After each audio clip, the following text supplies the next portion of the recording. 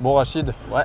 sur cette chaîne YouTube, tu expliques comment être bon en closing, tous tes succès, etc., ta Ouais. carrière. Ouais. C'est quand que tu nous parles un peu des échecs, des moments difficiles. Bah quand tu veux, hein. Moi tu me demandes et on est go. Tu as dû...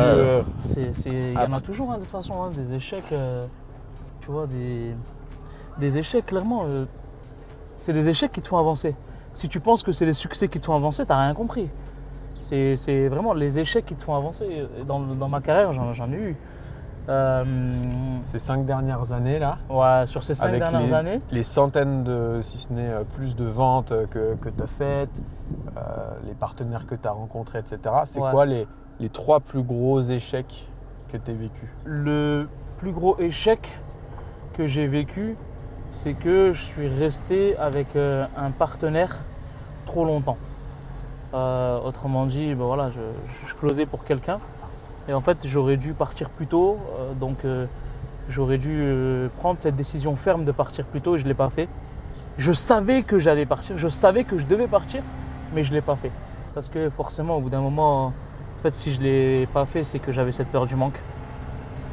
Et donc voilà, ça c'est un gros échec parce que bah, forcément c'est une grosse perte de temps, d'énergie, même s'il y a des grosses prises de conscience, mais ça c'est un des plus gros échecs. Comment tu savais que tu devais partir? Pourquoi tu devais partir? Parfois il y a des choses que tu n'arrives pas à expliquer avec des mots que tu ressens dans ton corps, tu vois. Des alignements de valeurs, qualité du programme en perte sèche, satisfaction client en baisse. Tu vois, ça c'est des choses qui sont visibles. Et après, toi, au fond de toi, c'est tout ça qui crée un désalignement. Ça crée une baisse d'énergie chez toi. Tu ne te lèves pas le matin avec la même niaque pour aller pour prendre des calls, prendre des appels. Donc forcément, si tu ne te lèves pas avec la même niaque, tu n'as pas la même envie d'aider ces gens-là. Parce que tu n'es même plus confiant en fait que est-ce que ça va les aider ou pas. Donc ça, c'est ton premier échec, c'est d'être resté trop longtemps chez un partenaire où tu savais que tu devais partir. Le premier échec que j'ai rencontré dans le closing, c'est de me dire quand je sens plus un partenaire, je dois arrêter. En gros, c'est je ne me torture plus. Je reste pas avec une personne parce que j'ai besoin de gagner de l'argent ou elle a besoin de moi, elle veut pas que je parte ou des trucs comme ça. C'est non. En fait, c'est dès que je ressens que je suis plus aligné, je dois chercher mon propre alignement ailleurs. Cette période-là que tu passes à attendre, à espérer un changement, à retarder l'échéance, à des choses comme ça, c'est une période qui est énergivore de ouf. Qu'est-ce qui t'a coûté cet échec, si on devait le quantifier? Tu en as parlé un peu. Il m'a coûté beaucoup de choses. Il m'a coûté une perte de temps dans le sens où j'aurais pu trouver un partenaire aligné beaucoup plus tôt et donc closer beaucoup plus, aider plus de gens, donc gagner plus aussi. Il m'a coûté une charge mentale énorme à ce moment-là parce que c'est pesant quand tu sais que tu vas partir, mais juste que tu sais pas comment l'annoncer à ton partenaire que tu vas partir, tu as peur de sa réaction, etc. Tu vois, c'était de la peur, hein. J'avais la peur du manque, mais j'avais aussi la peur de la réaction. C'était au début de ma carrière. C'est un entrepreneur qui a un nom, tu vois, sur le marché. Il peut inventer des choses sur moi. En fait, je me racontais des histoires. Et c'est après cette première année que cette phrase de Osama, donc de Sales Mindset, qui m'avait dit c'est les histoires qu'on se raconte à nous-mêmes qui sont les plus dangereuses. Tu vois. Et il avait complètement raison. Tu vois. Parce qu'à la fin, au final, en fait, je me suis raconté 1 million d'histoires qui non justifiées, non fondées, rien du tout. Juste une surcharge mentale de dingue. Et cette charge mentale, elle m'a causé presque, si on peut dire, un pré-burnout. Donc ça, c'est un premier échec que tu as eu au début de ta carrière. Ouais, c'est le premier échec que j'ai eu au début de ma carrière, ça. Après, le suivant, je pense que c'était... En fait, avec recul, j'en ai pas eu beaucoup des gros échecs. J'ai eu plus des petits échecs. On va même pas en parler, c'est les aléas de la vie, tu vois, c'est des choses tout à fait normales. Mais en gros, les gros échecs, il y a celui-là, le choix du partenaire, retarder de quitter un partenaire. Il y en a un deuxième qui est très fort, c'est au bout d'un moment, j'ai senti que, en fait, tu vois, c'est marrant, hein, c'est marrant parce que, tu vois, ce premier échec que j'ai reçu à retarder de quitter un partenaire a fait que la baisse de la satisfaction client, de la qualité du programme, etc. a fait parler certaines personnes sur le fait que en fait, on closait tout et n'importe quoi, par exemple. Et sur le fait de on closait tout et n'importe quoi, forcément au bout d'un moment tu arrives sur des personnes qui te disent ouais en fait tu m'as vendu un programme qu'il ne fallait pas que tu me vendes. Et donc c'est un deuxième échec où là en fait tu tombes sur certaines personnes qui te font baisser en énergie. Et cette baisse d'énergie en fait, parfois il y a certaines personnes où tu ne vas pas en profondeur avec eux. Juste après cette expérience-là, dans ma manière de closer, j'ai changé certaines choses. J'ai été plus dans la douceur, mais vraiment beaucoup plus dans la douceur. Ça veut dire quoi? Ça veut dire que j'osais même plus challenger une personne, même si je savais qu'elle devait être challengée. Et ce qui fait que ce deuxième échec, là vraiment j'en parle comme un échec, c'est que ce deuxième échec, je suis responsable, j'ai été responsable de l'inaction d'une bonne dizaine, voire une vingtaine de personnes. Pourquoi? Parce que j'ai pas osé, suite à ce qui s'est passé, certaines personnes qui ont parlé, et j'ai pas osé aider plus en profondeur une certaine personne. J'ai pas osé la challenger, j'ai pas osé l'aider correctement. Et ce qui fait que quelques mois après, j'ai repris de ses nouvelles et en fait elle m'a dit qu'elle avait signé ailleurs. Et 6 mois après, elle n'a toujours pas eu de résultat ni rien du tout. Et là vraiment je me sentais concerné par son échec à elle. Et ça a été en fait un partage d'échecs parce que ça a été mon échec aussi à moi. Donc tu as laissé partir, on va dire, quelqu'un que tu pouvais aider. Grave. Sans l'aider. Ouais. Ouais, parce que baisse d'énergie, parce que remise en question, parce que est-ce que c'est vrai, je suis vraiment en fait dans l'agressivité, alors que ce n'était pas le cas du tout. Mais cette baisse d'énergie a fait que j'ai changé ma manière de closer sur les quelques semaines. Et sur ces quelques semaines, avant que je puisse m'en apercevoir, forcément, j'ai pas aidé certaines personnes. Donc ça, c'est vraiment un gros échec, moi, de mon côté. Mais c'est aussi c'est une leçon, c'est une prise de conscience. Et encore une fois, c'est les échecs qui nous font grandir. Qu'est-ce que tu en as retenu, du coup, pour les closers maintenant que tu encadres et qui parfois hésitent à challenger leurs prospects? En fait, il y a le fond et la forme.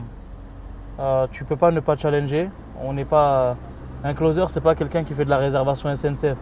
C'est pas un guichet où on vient acheter. C'est pas un caissier, c'est un vendeur. Ouais, encaisser, acheter un billet pour le train et encaisser et s'en aller. Non.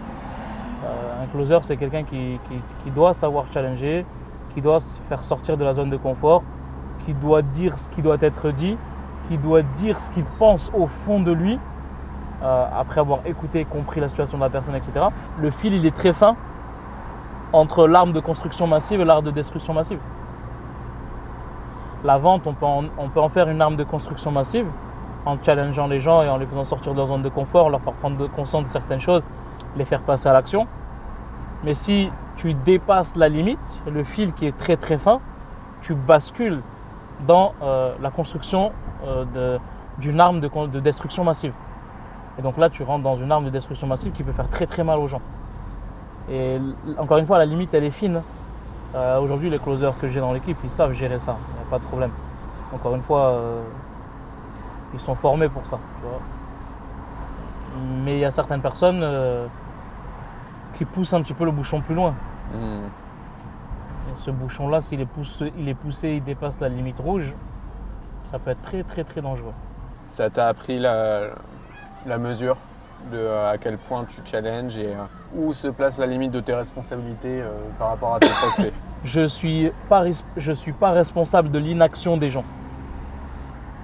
À partir du moment où j'ai tout fait pour les faire passer à l'action. Tu vois? Je ne suis pas responsable de leur inaction si et seulement si j'ai fait ce qui est dans mon pouvoir, dans mes compétences pour les faire passer à l'action. À partir du moment où j'ai tout fait, je me sens serein. Si j'ai rien fait ou pas assez et qu'elle ne passe pas à l'action, je n'ai pas de responsabilité là-dedans. Donc c'est pour ça qu'un appel de closing, c'est pas un appel qu'on prend à la légère. Je préfère une personne qui prend 10 appels par semaine mais qui se concentre à fond là-dedans plutôt qu'une personne qui prend 10 appels par jour, mais qui bâclent tout. On est vraiment des responsables. On est des éléments déclencheurs de leur processus de prise de décision. On est les premières personnes qui sont en première ligne, qui sont responsables de leur processus de prise de décision, mais processus aussi de transformation. On est responsable de leur transformation et on est irresponsable de leur inaction si on a tout fait pour aller vers une transformation. Et alors, quel serait ton troisième échec? Moi, j'aurais aimé m'arrêter à 2. J'ai pas de troisième en tête, mais on va le chercher ensemble. Un échec, une grosse prise de conscience qu'on a eu avec Jérémy ces derniers temps. Je pense que c'était un échange qu'on a eu il y a 6 mois. Jérémy Coleman, du coup. Avec Jérémy Coleman. Et ça, c'est vraiment un échec. Pour moi, c'est un échec de l'avoir analysé si tard. Tu as des échecs où tu n'arrivais pas, où tu ne pouvais pas partir de quelque chose. Tu as des échecs parce que ça relève de toi, tes propres compétences ou de ton inaction. Et là, en fait, tu as des échecs qui sont dans le manque de ton auto-analyse. Cet échec, c'est le suivant. On s'est trop reposé sur nos acquis. On s'est trop reposé sur nos lauriers. Ça veut dire quoi? Ça veut dire que quand tout va bien, on cherche pas à améliorer les choses quand tout va bien. Et ça, c'est une grosse erreur. C'est quand tout va bien qu'on doit à ce moment-là chercher sans pression ce qui peut être amélioré. C'est pas dans le chaos, même si bien sûr on dit souvent que le chaos recrée la richesse. C'est dans le chaos que tu sors, c'est dans l'obscurité que tu vois ta vraie lumière. Mais c'est vrai qu'on a traversé des périodes où on était vraiment sur nos acquis. On allait chercher les 200, 300 cas par mois. On ne se prenait pas la tête. C'était easy. Alors qu'à ce moment-là, on aurait peut-être réfléchi à 2-3 choses. On aurait peut-être touché les 350, 400. Tu vois.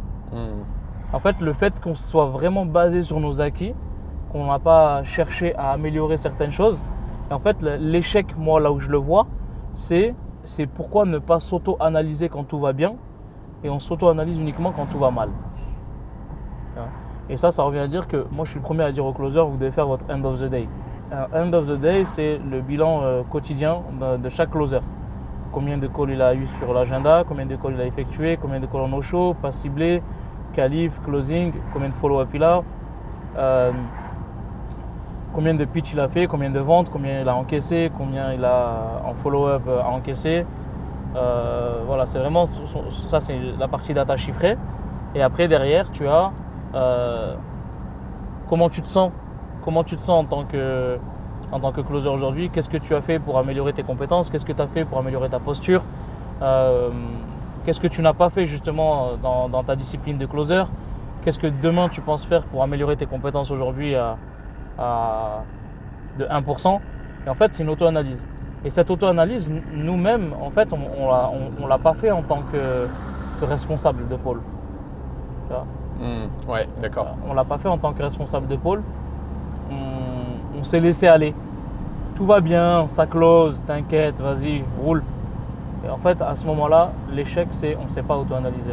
C'est pour ça que tous les 3 mois, on fait un checking, on fait des objectifs trimestriels, on voit où est-ce qu'on en est, qu'est-ce qui fait qu'on ne les a pas atteints, qu'est-ce qui fait qu'on les a atteints. Tu vois, tout ça, on l'a mis en place depuis vraiment cette prise de conscience. Mais sinon, avant... Ouais, c'est l'idée que les temps durs font les hommes forts font les temps doux font les hommes faibles.